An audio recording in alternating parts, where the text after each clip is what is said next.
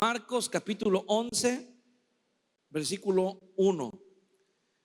Dice la palabra del Señor: cuando se acercaban a Jerusalén, junto a Betfagé y a Betania, frente al monte de los olivos, Jesús envió dos de sus discípulos y les dijo: id a la aldea que está enfrente de vosotros, y luego que entréis en ella, hallaréis un pollino atado, en el cual ningún hombre ha montado.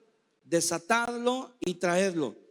Y si alguien os dijere: ¿por qué hacéis eso?, decid que el Señor lo necesita y que luego lo devolverá.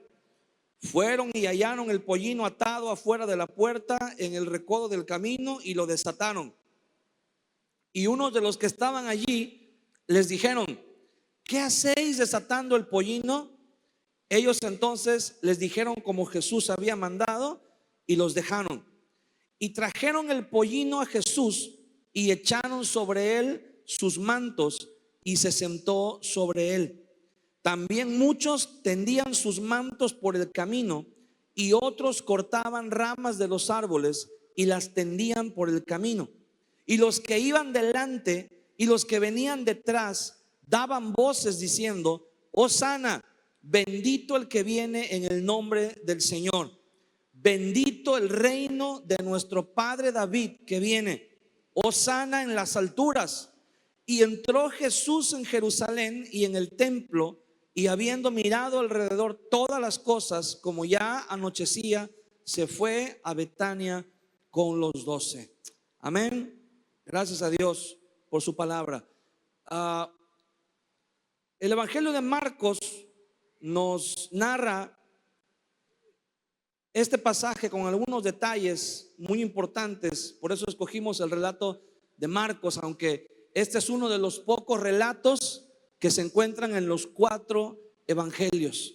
Pero Marcos nos da una información muy interesante que no nos dan algunos. Y bueno, los demás evangelios también nos dan información que ahorita vamos a tener para poder ver un panorama completo.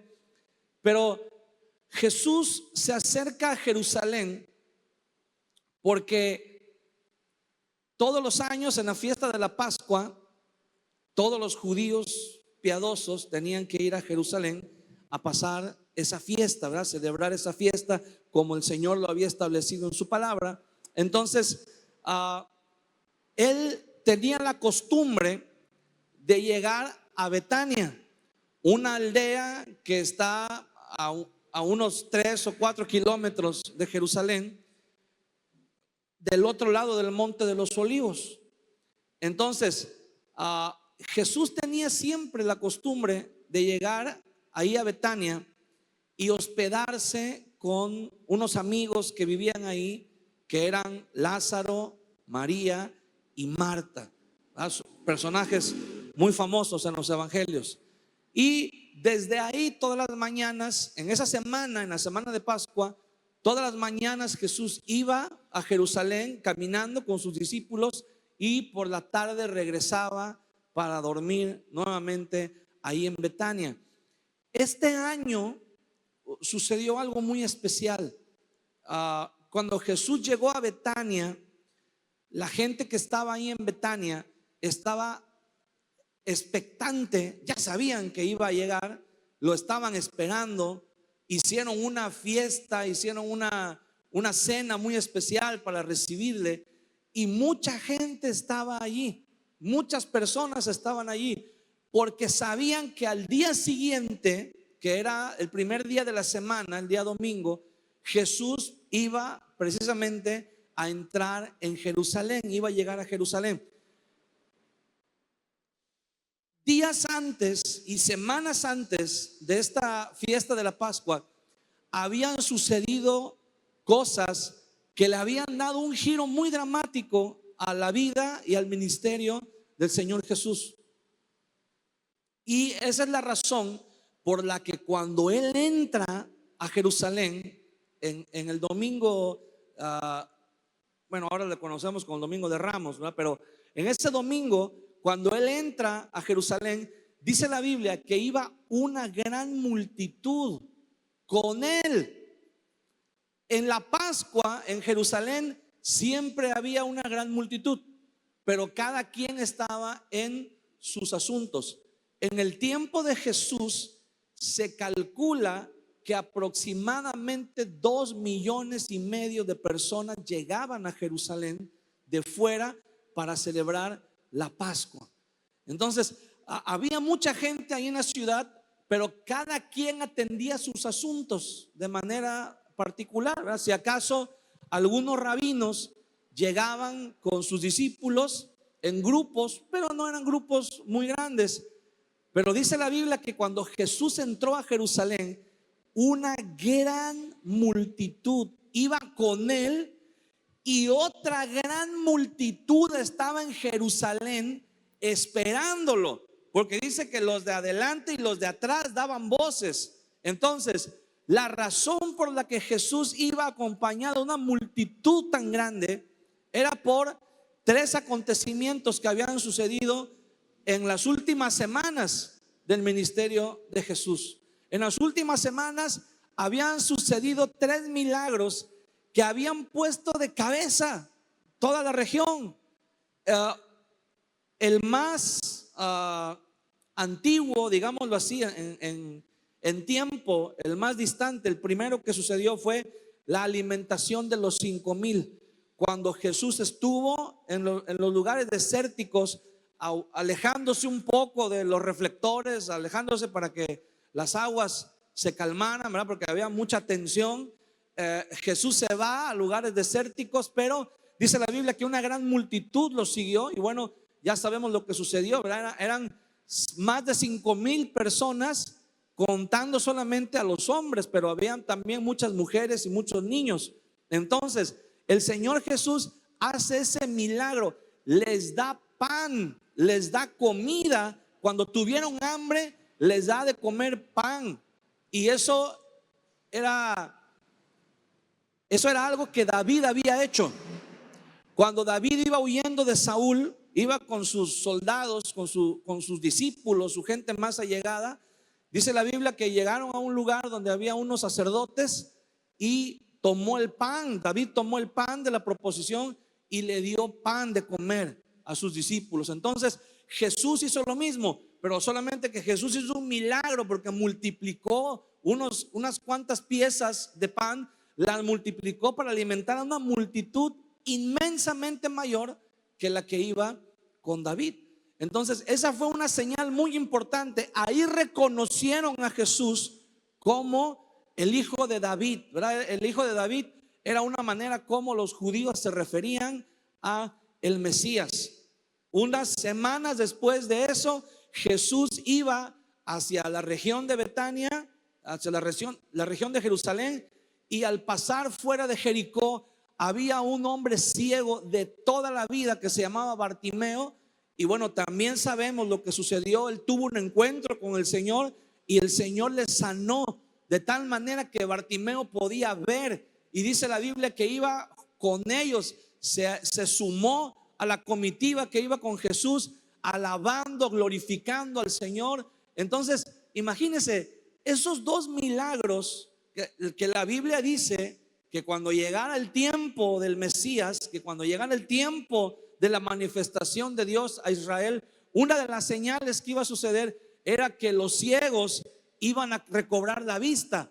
Entonces ahí esa fue otra señal que los judíos reconocieron que Jesús era el Mesías.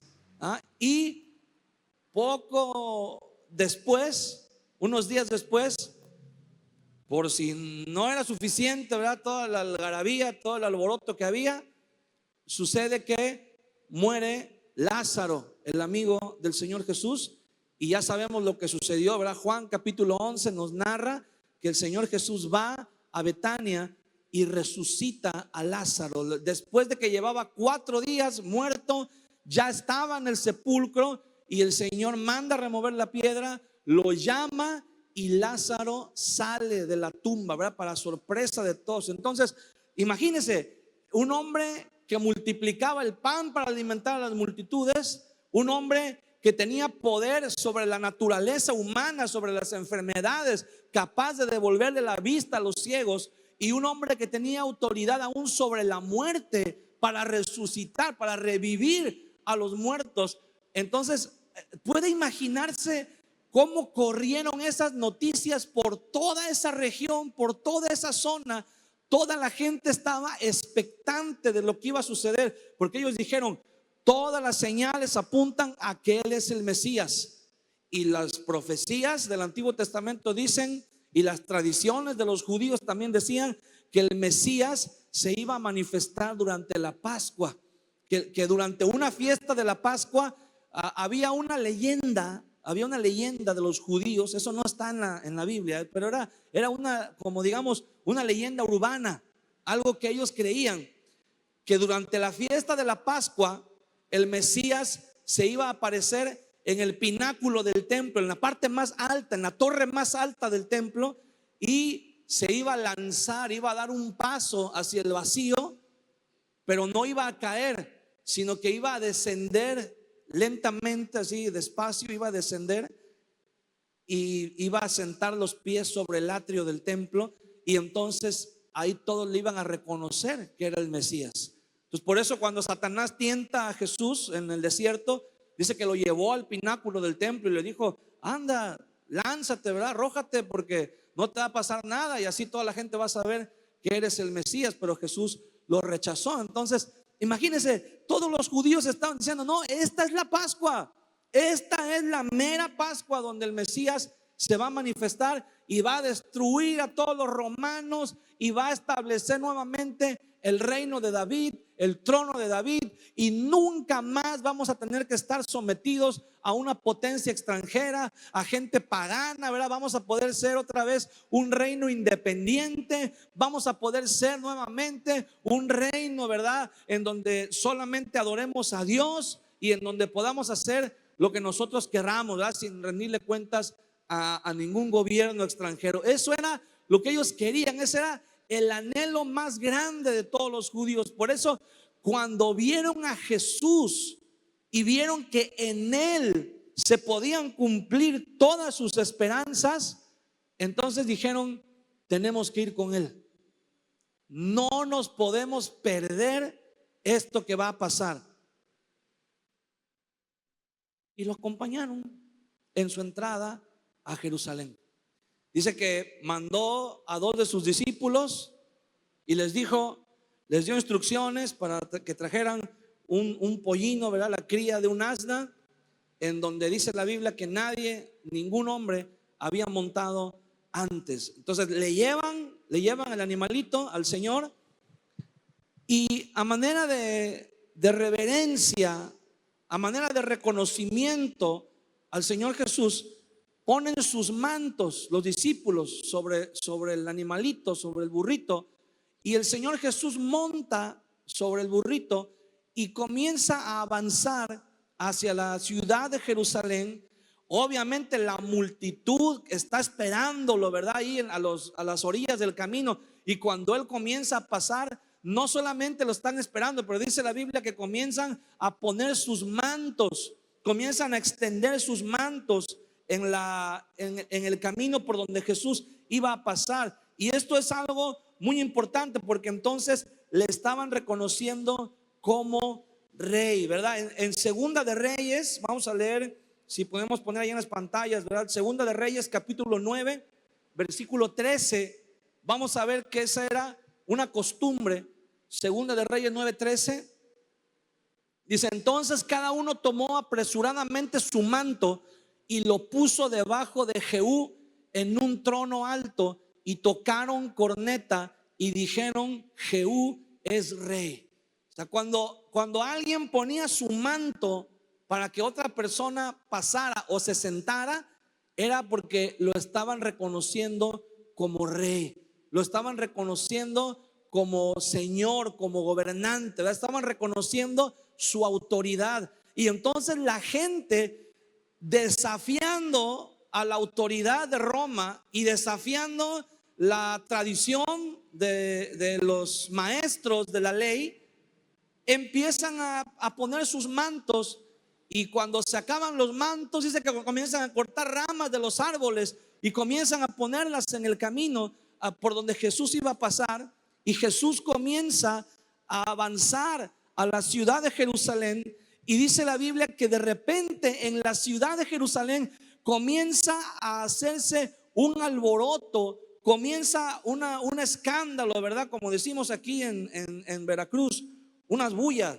Comienza a haber una bulla, ¿verdad? ¿Qué será? ¿Qué estará pasando? De repente se empieza todo a salir de control, con solamente la gente, ¿verdad? Una gran multitud, miles de personas venían con él bajando.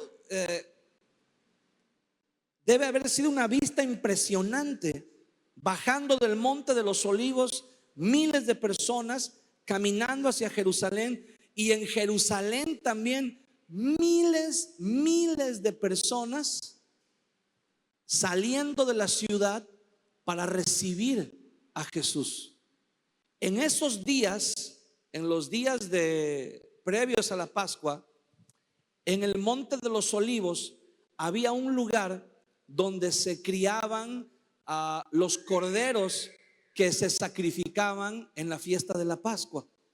Entonces, la tradición era que el sumo sacerdote iba a ese lugar, escogía un cordero, ¿verdad? Porque el cordero tenía que ser sin defecto, tenía que ser perfecto, no tenía que tener ninguna cicatriz, ninguna herida, no tenía que estar enfermo, tenía que ser un animal perfecto de un año.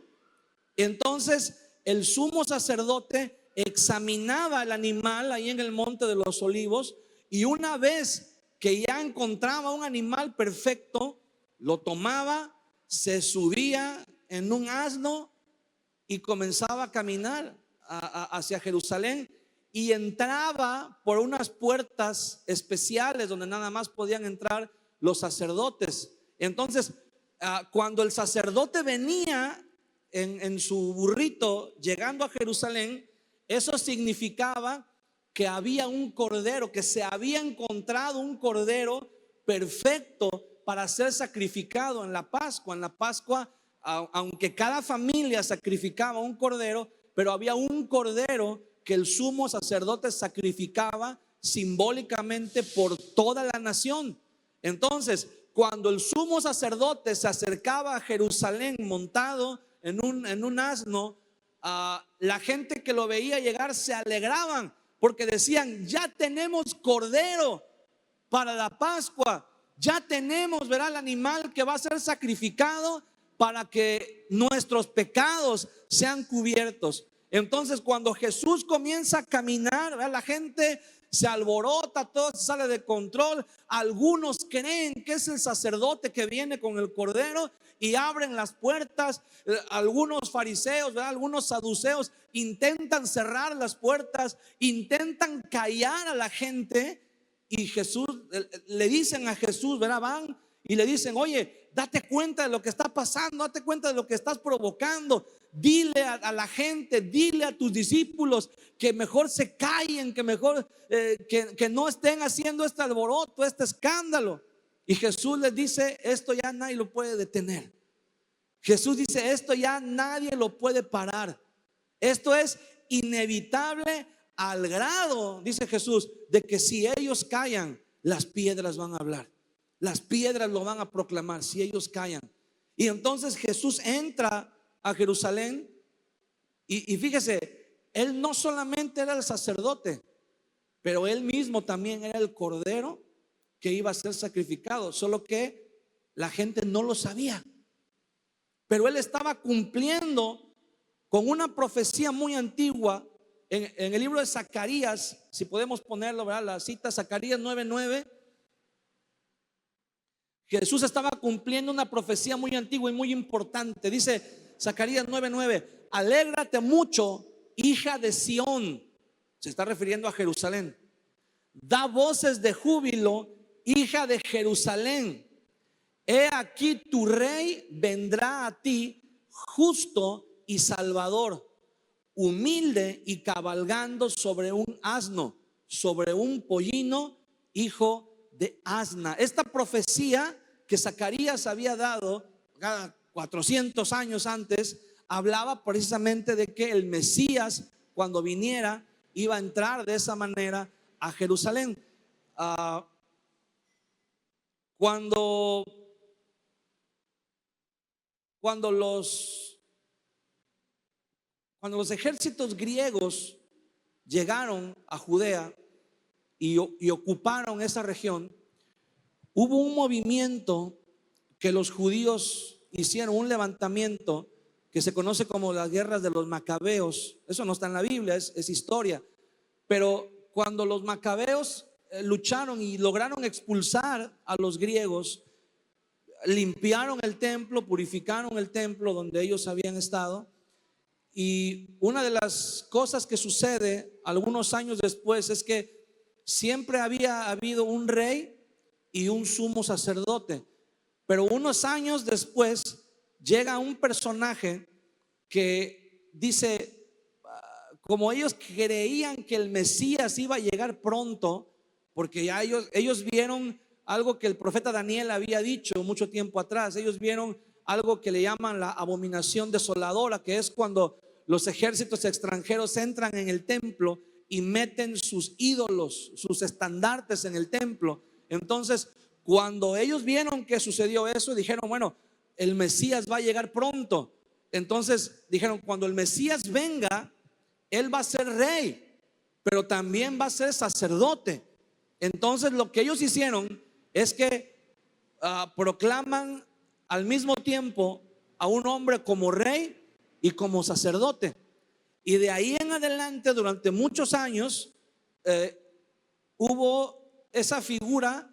En esa figura estaba concentradas las dos funciones, rey y sacerdote. Cuando los romanos llegan, cambian la manera de administrar el gobierno ahí en la región de Judea. Pero cuando Jesús llega, verdaderamente Él es rey y sacerdote. Solo que la gente no lo sabe. Pero Jesús, al llegar a Jerusalén de esa manera, cumplió con esa profecía. Ahora, hay algo muy interesante que Marcos nos dice,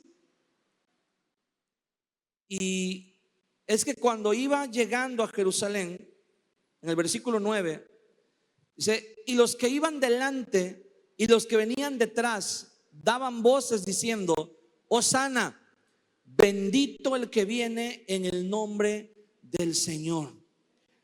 Esta proclamación es muy importante porque ellos están citando el Salmo 118, el Salmo de David. Cuando David en el Salmo 118 dice, sálvanos, oh Dios, sálvanos ahora.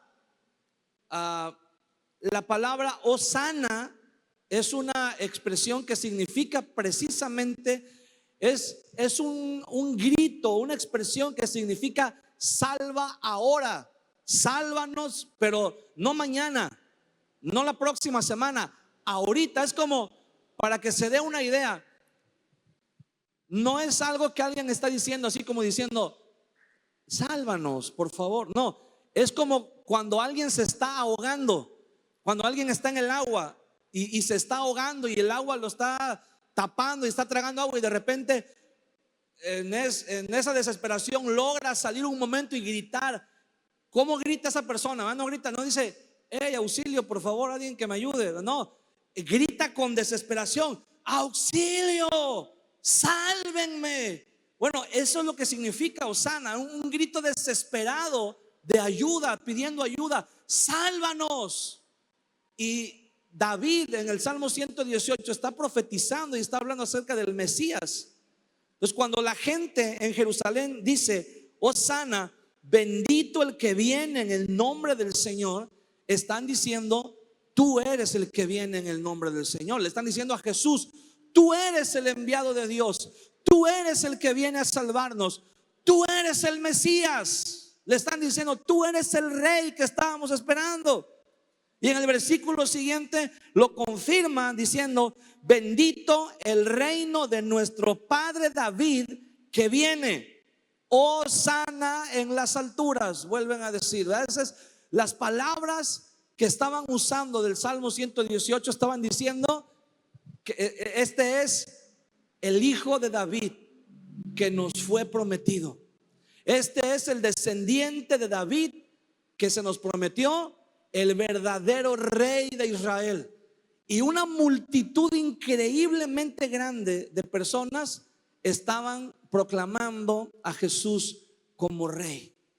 Qué increíble debe haber sido este momento. Debe haber sido algo muy impactante. Deben haber, no sé, tal vez las murallas de Jerusalén, el templo mismo, la torre militar romana que había ahí, se debe de haber estremecido, debe de haber temblado con miles y miles de personas gritando Hosana.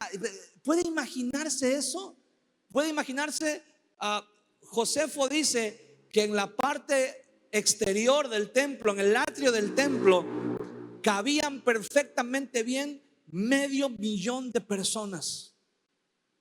Entonces puede imaginarse 500,000 de personas gritando al mismo tiempo Hosana, bendito el que viene en el nombre del Señor. Eso debe de haber sido algo increíble, pero debe de haberse escuchado. No sé si alguna vez ha escuchado usted cuando hay un estadio lleno, ¿verdad?, de gente y de repente mete un gol el equipo local, cómo se escucha como un rugido, como un grito que hace que se estremezca. Es increíble ver cuánta pasión se desborda. Así debe de haber sido ese momento cuando Jesús entró en Jerusalén.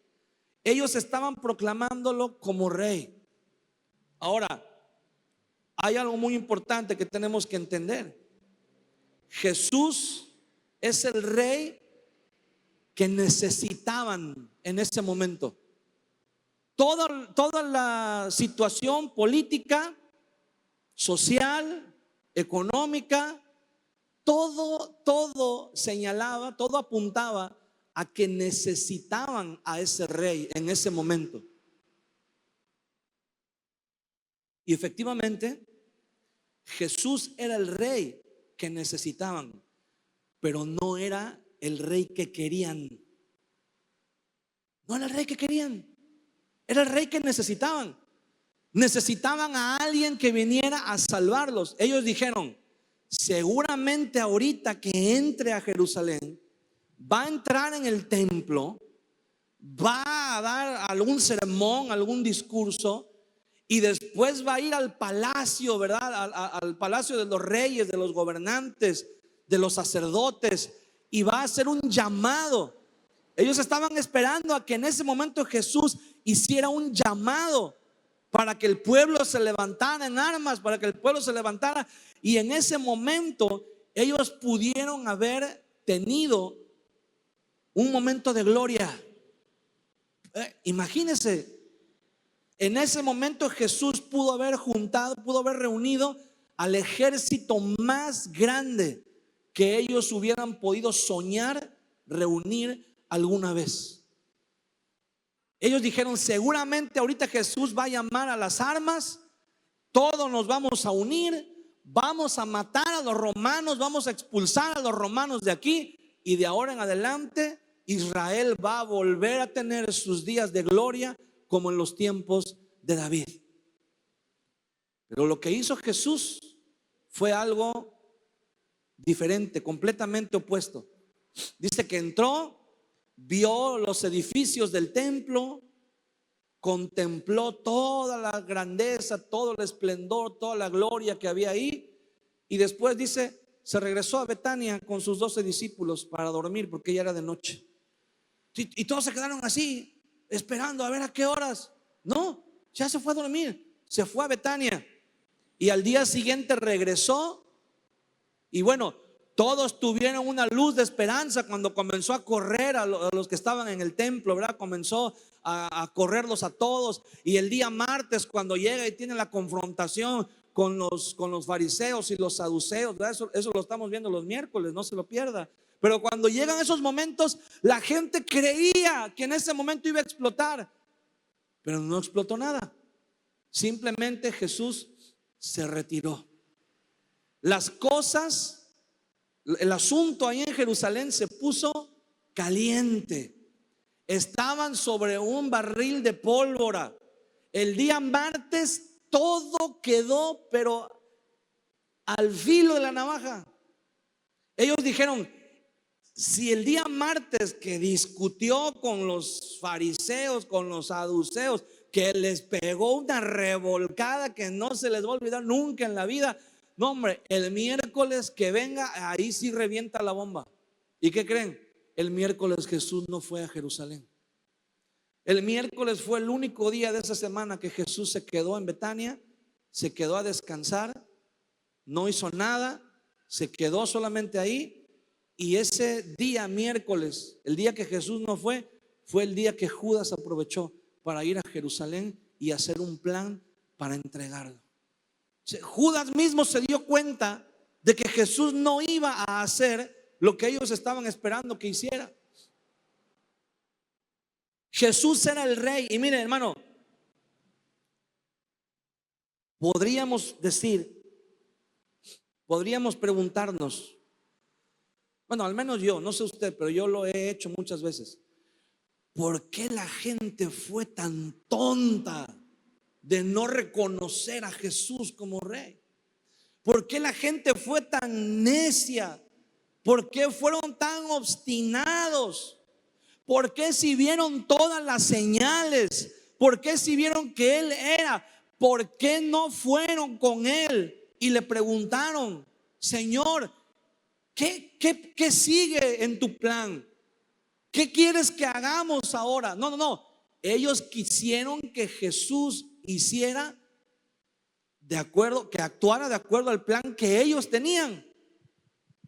Y cuando Jesús dejó claro que su agenda era diferente a la de ellos, la misma multitud que lo proclamó como rey ese día,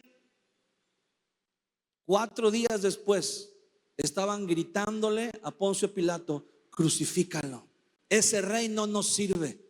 Ese no es el rey que queremos. Ese no es el rey que necesitamos en este momento. En este momento necesitamos un rey que venga y que haga lo que nos conviene, lo que necesitamos, lo que se espera de él, que cumpla nuestra agenda.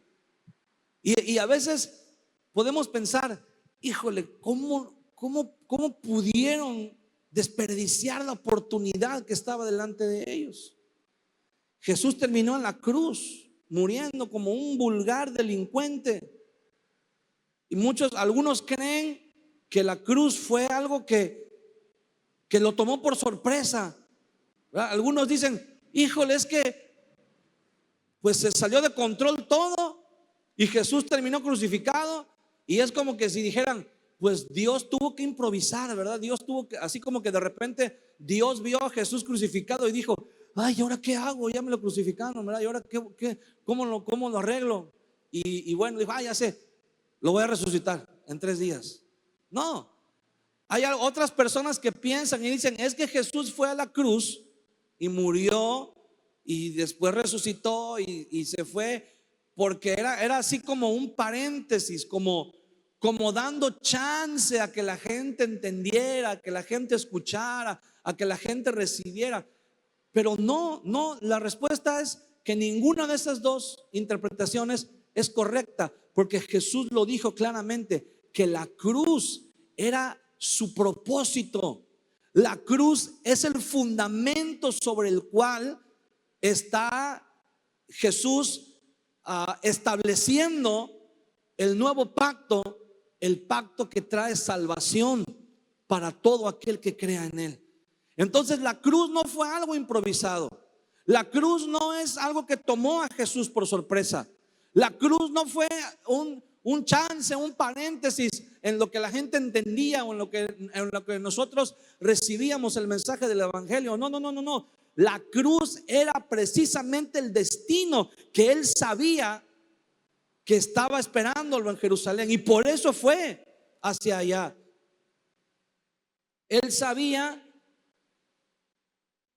que el nuevo pacto del que habían hablado los profetas no podía iniciar, no podía entrar en acción si no había de por medio la cruz, si no estaba de por medio la cruz.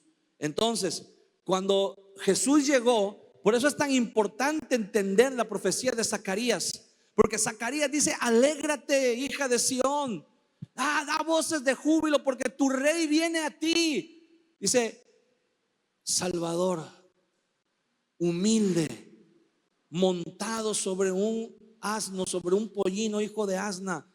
¿Por qué es tan importante? Porque el Señor estaba declarando, estaba proclamando que Él estaba llegando en paz.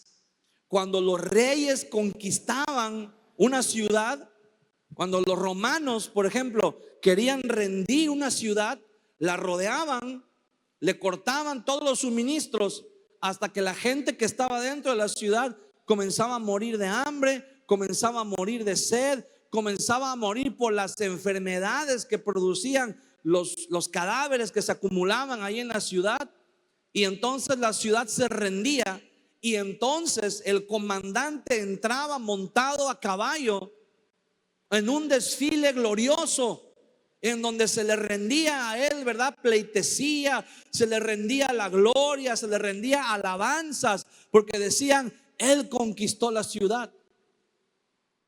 Pero cuando Jesús entra en Jerusalén, entra montado en un pollino, porque eso era símbolo de paz. Jesús estaba proclamando a Jerusalén: vengo a ti en son de paz, vengo a ti en paz, para hablarte de paz. Cuando Jesús se retira de Jerusalén, cuando Jesús se va nuevamente a Betania, y estando en el monte de los olivos, voltea para ver y ve la ciudad de Jerusalén a lo lejos. Jesús hace un lamento sobre Jerusalén y dice: si tan solo hubieras reconocido el día de hoy lo que es para tu paz. Jesús viene en paz. Y mira, la paz de Jesús no es como nosotros. Por eso Jesús le dijo a sus discípulos: yo les dejo mi paz, no como el mundo la da. Él estaba hablando de la paz romana. Todo el mundo sabía lo que era la paz romana. Los romanos decían: nosotros somos los pacificadores, nosotros traemos paz.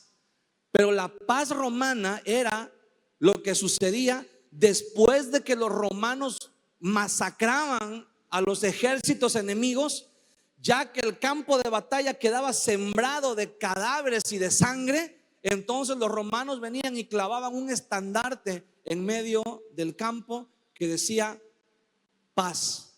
Esa era la paz romana. La paz romana venía después de una masacre, después de una batalla. Por eso Jesús dijo: mi paz os dejo, mi paz os doy, no como el mundo la da. El mundo entiende que la paz solamente puede venir cuando ganamos las batallas. Y Jesús dice: mi paz no es como la del mundo. ¿Sabe usted cómo es la paz que Dios nos da? La paz de Dios no viene después de que ganamos las batallas. La paz de Dios viene antes de pelear las batallas, antes de que peleemos las batallas. Cuando vamos a enfrentar una batalla difícil, cuando vamos a enfrentar a un enemigo que es más grande, que es más fuerte. Por eso el Señor les dijo en el libro de Deuteronomio: cuando salgas a la guerra, Deuteronomio capítulo 20, cuando salgas a la guerra y veas un ejército más poderoso que tú, cuando veas un enemigo que es más grande, que es más fuerte que tú, cuando veas que te vas a enfrentar a una batalla imposible, el Señor le dice: no temas, porque la batalla no es tuya, sino mía. Yo voy a pelear por ti. Tú ten paz. Es lo que el Señor le dice al pueblo de Israel. Y ellos no quisieron esa paz, no quisieron la paz que Dios les daba. El nombre de la ciudad de Jerusalén significa que Dios provee paz. ¿Se acuerda cuando Abraham iba a sacrificar a Isaac? Y de repente, cuando iban a subir, Isaac le dice: Padre, aquí está la leña, aquí está el cuchillo, aquí está el fuego, aquí está todo, y el cordero, ¿dónde está? Y Abraham le dice: no te preocupes, hijo. Dice: el Señor se proveerá. Jehová proveerá. La palabra proveerá en el idioma hebreo es la palabra jireh. Y entonces la ciudad en el tiempo de Abraham, el lugar donde estaban se llamaba Salem. ¿Se acuerda cuando Abraham vuelve de la batalla y sale Melquisedec a recibirle? Dice que Melquisedec era el rey de Salem, que es la ciudad que está ahí. Entonces dice en Génesis, después de esto, cuando Abraham le dice a Isaac: no te preocupes, Jehová jireh, Jehová proveerá. Dice, desde ahí en adelante fue dicho: en el monte de Jehová será provisto. O sea, en el monte de Jehová. ¿Cuál es el monte de Jehová? Salem. Entonces las dos palabras, jireh, que es proveer, la provisión de Dios, jireh y Salem, se fusionan las dos palabras, y de ahí viene el nombre de Jerusalén, que significa el lugar donde Dios provee de paz. Entonces, cuando Jesús viene montado en un pollino, en un asno, está diciendo: yo vengo para traerles esa paz, para proveerles esa paz que fue prometida. ¿Cuál paz? La paz con Dios. Nosotros, hermano, usted y yo, antes de conocer a Cristo, no estábamos en paz con Dios. Estábamos en guerra contra Dios. Pero cuando venimos a Cristo, Él nos trae paz. Estamos reconciliados con Dios. Dice el apóstol Pablo, ¿verdad? En Corintios: hemos sido reconciliados y tenemos el ministerio de la reconciliación. Por tanto rogamos, dice Pablo, como si Dios rogase por medio de nosotros. Os rogamos en nombre de Cristo, reconciliados con Dios. Entonces esa reconciliación, esa paz, es lo que Jesús venía a ofrecer, lo que vino a ofrecer. Él dijo: yo vengo a ofrecerles la oportunidad para reconciliarse con Dios, para estar en paz con Dios. Yo soy el rey de paz. Yo soy el rey que trae esa paz.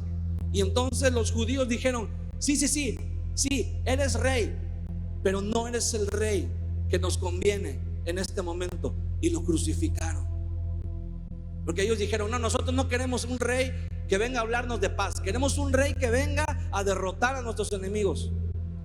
Hermano, y eso es lo que seguimos queriendo el día de hoy. El día de hoy pregúntale a la gente qué piensa, cómo debería de ser Dios. Y la descripción que la gente da de Dios se parece más al genio de la lámpara que al Dios de la Biblia. Porque la gente dice: pues Dios, yo pienso que Dios con su poder debería terminar con las enfermedades, ¿verdad? Debería sanarnos a todos y que nadie estuviera enfermo. Yo pienso que Dios debería usar su poder para que nadie padeciera hambre o tuviera necesidad. Otros pueden decir: yo creo que Dios debería usar su poder para que ya no haya guerras, ¿verdad? Para que ya no haya tantas muertes, o para que ya no haya más niños con necesidad, ¿verdad? O cada quien tiene su idea de cómo debería usar Dios su poder. Cada quien tiene un concepto de rey. Ahora, la pregunta es: ¿qué rey necesitas tú? ¿Qué rey quieres tú? ¿Qué rey quiero yo? ¿Queremos al rey que viene a ofrecernos paz con Dios? ¿Queremos al rey que viene a decirnos: mira, no importa las batallas que tengas que enfrentar, yo voy a estar contigo? No importa las circunstancias o las situaciones que tengas que enfrentar, yo voy a estar contigo, yo voy a ser tu rey, yo te voy a dar paz. Pero muchos de nosotros seguimos diciendo: no, Señor, mira, sí está bien, eres rey, y sí está bien que seas rey, o sea, eres un rey. Hasta decimos: eres un rey buena onda, porque pues mira, nos das la naturaleza, nos das el mundo, nos das tantas cosas, y decimos: y me gustas como rey. pero no como mi rey. Porque si Jesús es nuestro rey, tenemos que dejar que Él reine en nuestras vidas. Y un rey, para reinar, la descripción de reinar significa hacer su voluntad. ¿Estás dispuesto a dejar que Dios haga su voluntad en tu vida? En todas las áreas de tu vida. Porque muchas veces decimos: Señor, yo quiero que seas rey en mi vida, pero menos en esta área, ¿verdad? Porque esto aquí yo quiero seguir mandando, aquí yo quiero seguir gobernando. En mi vida sentimental yo quiero seguir ahí teniendo el control, ¿verdad? Esa, te entrego lo demás, pero esa me la reservo yo. O en mis finanzas: Señor, tú eres mi rey en todo, pero eso sí, las finanzas no, las finanzas las sigo administrando yo. Eso del diezmo y de la ofrenda, eso ahí el rey soy yo, ahí tú no te metas. Sí, Señor, pero en cuestión de la obediencia, sí, tú eres mi rey, pero en cuestiones de la obediencia y de eso, ahí de eso déjamelo a mí. Eso yo me sigo encargando, eso yo sigo, esa no te preocupes. Y a veces decimos: Señor, eres hermoso, eres bueno, eres grande, eres lo máximo, eres el mejor rey de todos los reyes, pero no me convienes ahorita como rey. Ahorita dame chance, ahorita necesito seguir teniendo yo el control. ¿Sabe cuál es la canción favorita de todos los que rechazan a Jesús? ¿Sabe cuál es la canción de todos los que no quieren a Jesús? Que no lo aceptan, no aceptan su reinado. ¿Sabe cuál es la canción favorita de ellos? La que dice: pero sigo siendo el rey. ¿Sí? Porque yo sigo siendo el rey. Vengo los domingos a la iglesia y llego temprano y traigo todo lo que hay que traer, pero sigo siendo el rey. Me pongo la playera cristiana, le pongo el sticker al carro ahí con el pescadito y con todo, y sí, a mis amigos les digo y todo, pero sigo siendo el rey. Sí, de repente leo la Biblia y pongo alabanzas y escucho las predicaciones y se escucha bien padre, ¿verdad? Es verdad todo lo que dicen en las predicaciones. Híjole, está increíble. Pero ¿qué crees? Pero sigo siendo el rey, porque no me conviene ese rey del que me están hablando. Ese rey que viene sentado en un pollino. Sí, hay que echarle porras cuando Jesús hace cosas que nos agradan y que nos convienen. Híjole, qué bueno. Sí, Señor, eres el rey, eres lo máximo, eres el mejor, eres el más hermoso, eres el más bello. Pero cuando ese rey viene a nuestra vida y dice: ahora me toca gobernar en tu vida, ahora me toca mandar en tu vida, ahora me toca poner orden en tu vida, ahora yo quiero ser el rey en tu vida. Entonces decimos: no, Señor, espérate, permíteme tantito. Es que en mi vida ese lugar ya está ocupado. Ya hay un rey, aquí ya hay un rey, y ese soy yo. Y no dejamos que Jesús reine. Y nos pasa lo mismo que la gente que estaba en Jerusalén. Los que un día le estaban diciendo: Hosana, bendito el reino de nuestro padre David, que por fin ya vino. 3 días después estaban diciéndole a Pilato: no tenemos más rey que César. Eso le dijeron a Pilato, porque le dijeron: crucifícalo. Y Pilato dice: ¿a vuestro rey he de crucificar? Y ellos dicen: no tenemos más rey que César. Y eso es lo mismo que muchos de nosotros seguimos diciendo: no, yo no tengo otro rey más que mi rey es las finanzas, mi rey es el dinero, mi rey es el trabajo, mi rey son mis posesiones, mi rey es el sexo, mi rey es la droga, mi rey es el alcohol, mi rey es lo que hago, lo que tengo. Y seguimos teniendo otros reyes en vez de reconocer al rey. Porque hay algo muy importante que quiero decirte. Por favor, acompáñame estando de pie.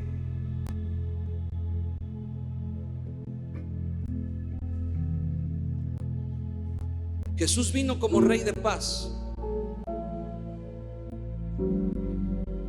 Y es muy importante que lo sepamos. Jesús vino como el Rey de paz. Pero dice la Biblia que un día Él va a regresar. Y así como Él vino como Rey de paz, un día va a regresar. Pero ya no va a regresar como Rey de paz. Un día Él va a venir, y a los que lo rechazaron, a los que no lo aceptaron, a los que dijeron, no, pues no nos conviene ese rey, un día van a ver algo. Apocalipsis capítulo 19, versículo 11, dice: entonces vi el cielo abierto, y he aquí un caballo blanco, y el que lo montaba se llamaba Fiel y Verdadero, y con justicia juzga y pelea. Sus ojos eran como llama de fuego, y había en su cabeza muchas diademas, y tenía un nombre escrito que ninguno conocía sino él mismo, y estaba vestido de una ropa teñida en sangre, y su nombre es el Verbo de Dios. Y los ejércitos celestiales, vestidos de lino finísimo, blanco y limpio, le seguían en caballos blancos, y de su boca sale una espada aguda para herir con ella a las naciones, y él la regirá con vara de hierro. Y él pisa el lagar del vino del furor y de la ira del Dios Todopoderoso, y en su vestidura y en su muslo tiene escrito este nombre: Rey de Reyes y Señor de Señores. Un día él vino como ese Rey de paz, y muchos lo rechazaron.